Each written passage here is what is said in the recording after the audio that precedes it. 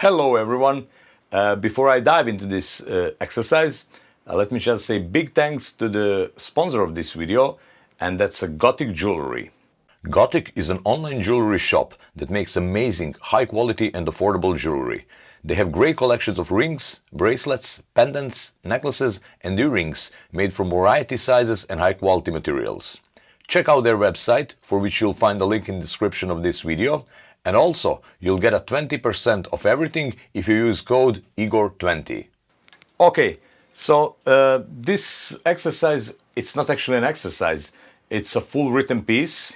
It's Flight of the Bumblebee by Nikolai Rimsky-Korsakov. And what's so special about this piece is the fact that it makes great technical or warm-up exercise. For few reasons. First reason is it actually has a musical value to it. You know, when we're talking about technical exercises, I remember I used to do a lot of exercise when I was younger, which are still great, but they usually didn't have any musical meanings. You know, they were mostly like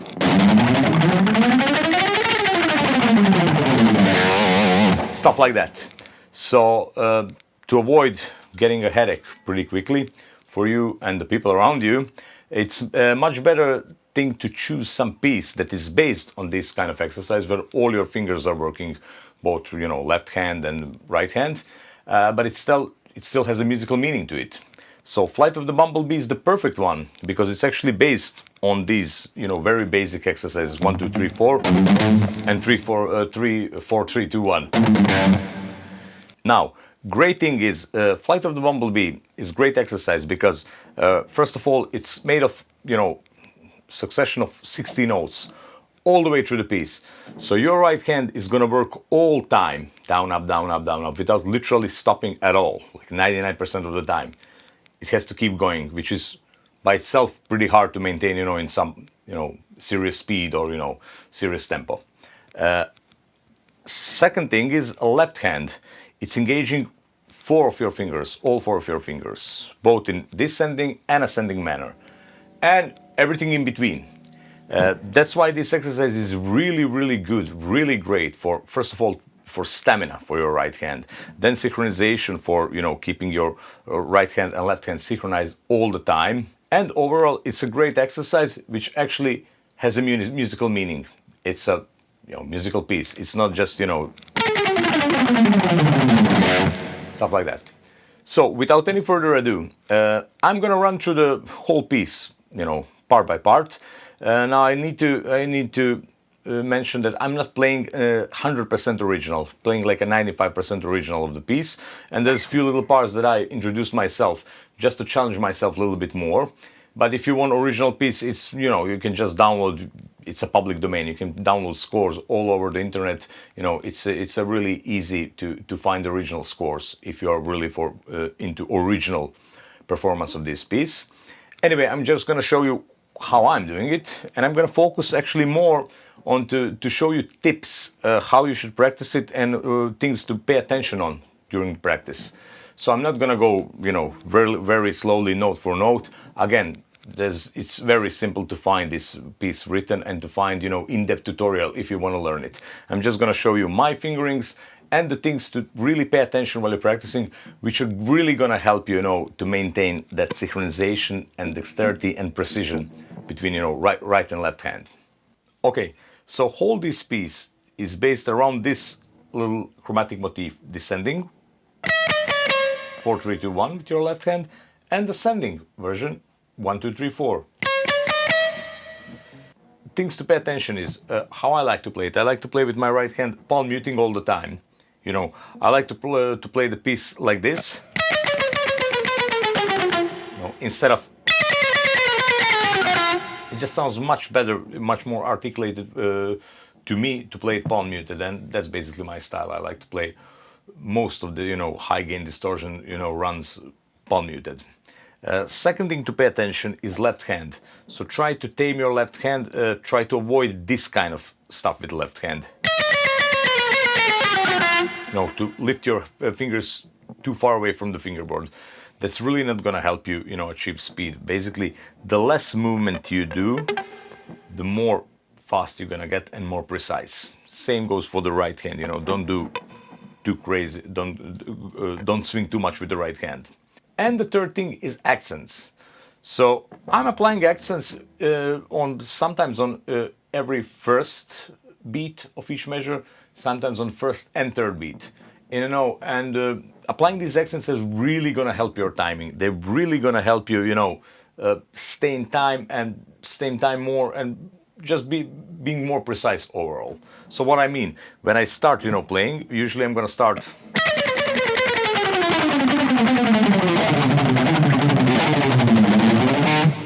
You can also apply accents on first and third. This was now just on the first beat of each measure. You can apply on first and third, like.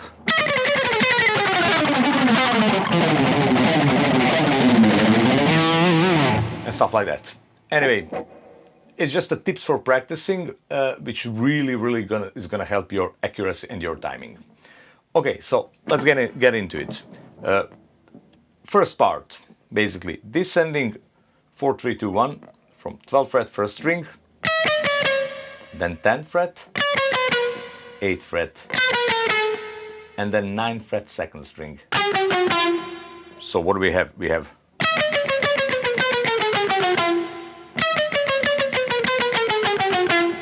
and then basically we do same thing from the third string, octave lower than this part.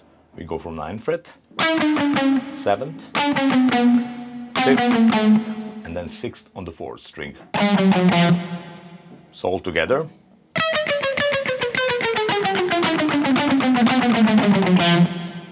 Now, other part, we go 2 times this. 7th and 5th fret on the 5th string.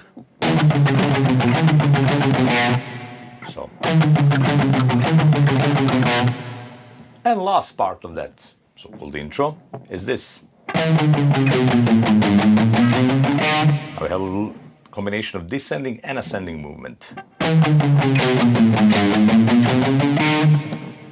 And then we come to the first theme, which I saw a lot of people playing for Flight of the Bumblebee. People have a different fingerings. I'm going to show you a fingering that works for me, that I came up with. And feel free to to experiment with it and engage any fingering that you think suits better your style of playing. Anyway, it goes like this.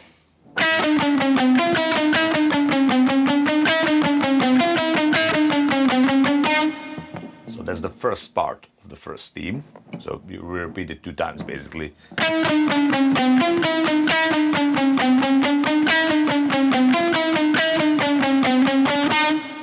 And everything, if I forgot to mention, now I'm not sure, whole piece you play strictly alternate picking with the right hand. So strictly alternate picking, not a single, economy motion, 2 down or 2 up or whatever. So again, first part of the first theme.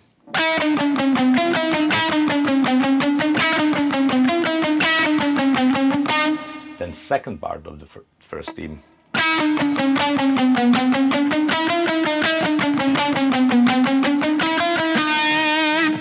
One more time, second part.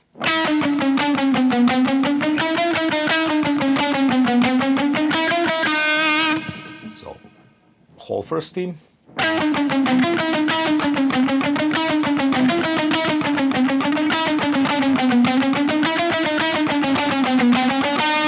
So, the ending of the first theme is actually this. So, last 4 notes is. So watch it. It's not chromatic here strictly. We are skipping this F sharp. So E, F, G, G sharp. And then we have again that first theme, but 1/4 up from D, basically in D minor.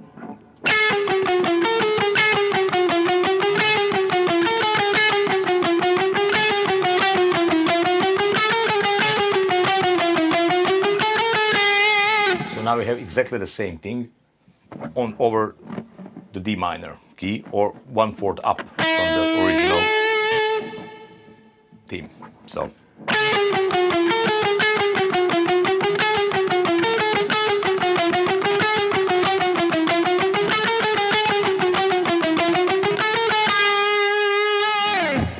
Now we come to this little part, which I played sometimes this way I'm going to show you, sometimes the other way. The first way is a little bit more harder because it requires more synchronization between the left and right hand. But I mean, you know, it's up to my mood, whatever I feel at the moment. So I'm going to show you both ways. So first way is this.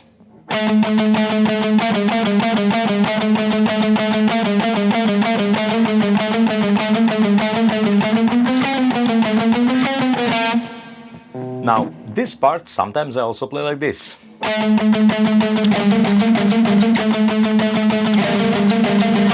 So basically this little thing,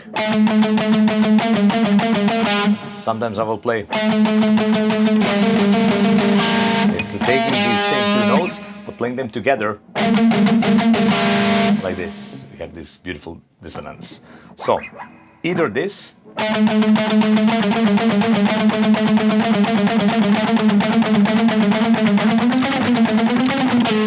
or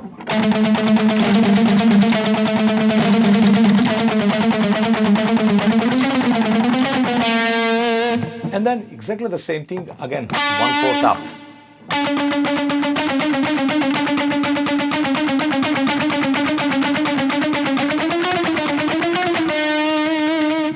Or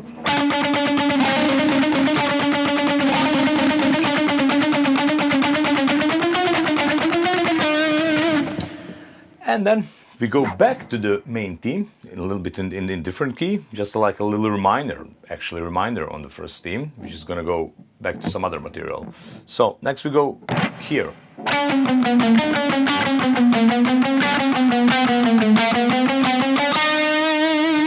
So slowly.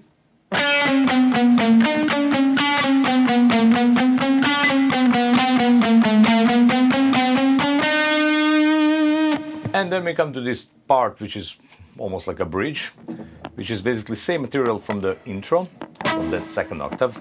We go.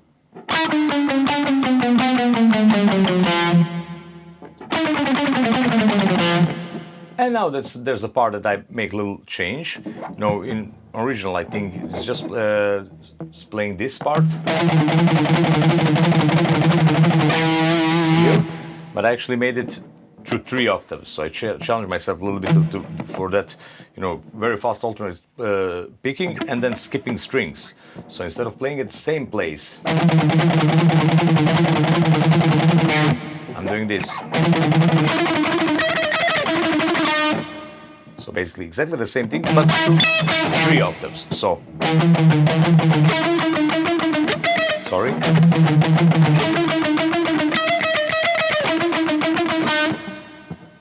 And then after that part, same as the beginning. And then 2 times. And after that, we are having one chromatic run from 12th fret of the 6th string all the way, so E from the 6th string all the way to the 12th fret E on the 1st string. It goes like this.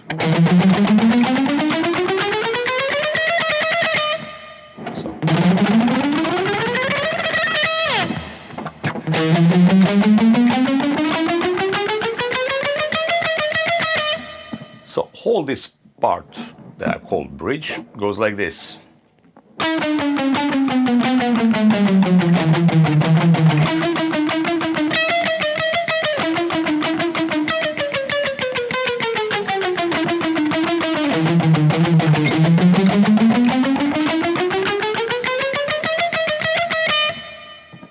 And then we come back to the original first theme here.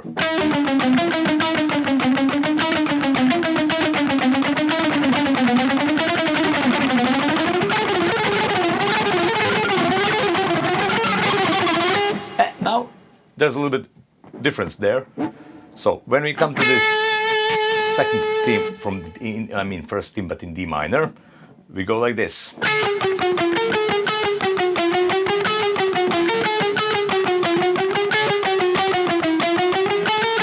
Then this part is a little bit tricky. So ending of the theme goes.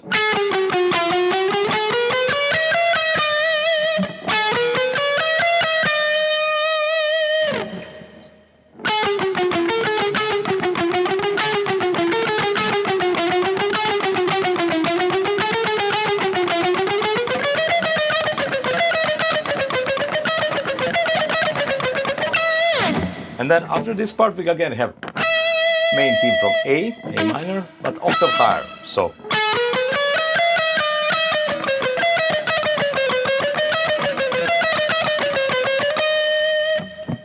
and now this part. Sorry.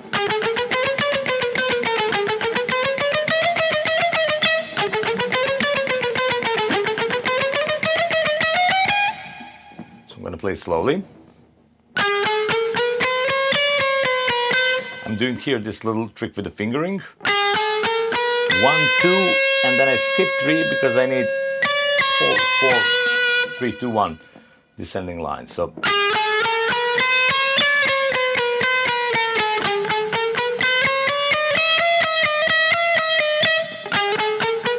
same.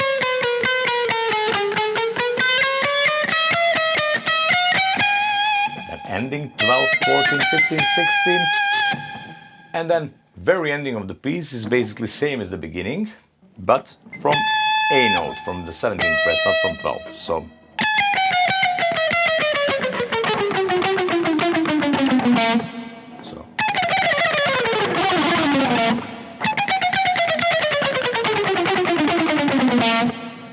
and last part.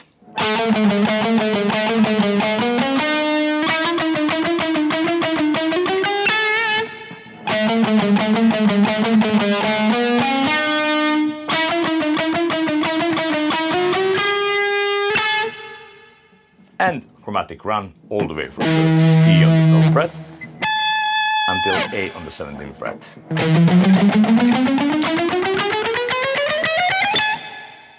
So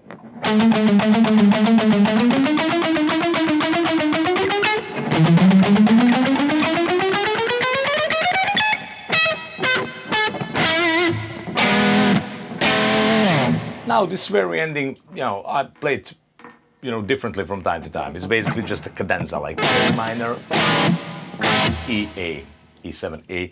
So I'm playing lately, actually, I'm playing just A minor arpeggio, E7, A,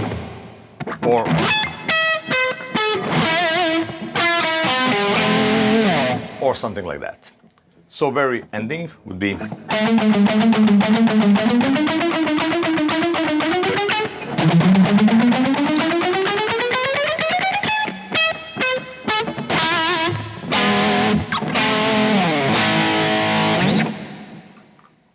keep it slow. You don't have to play it fast. Practice with the metronome or with the drum machine, with the drum beat, or with the backing tracks. There's plenty of them online. In all various speeds. Start with 120, 130, 140. I mean, depending on your actual skill level, and your technical abilities. But you don't have to play fast. Make sure that every note counts, that everything is precise. Like a machine.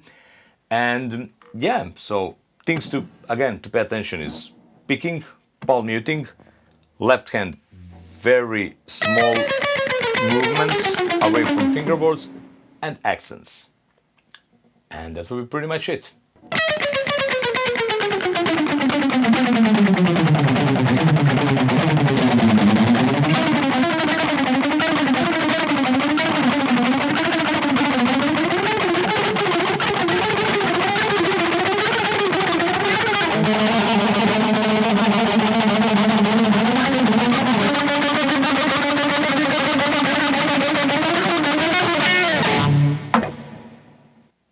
So yeah, that's my approach and my little version of Flight of the Bumblebee. I hope you're gonna find it beneficial and see you soon. Bye.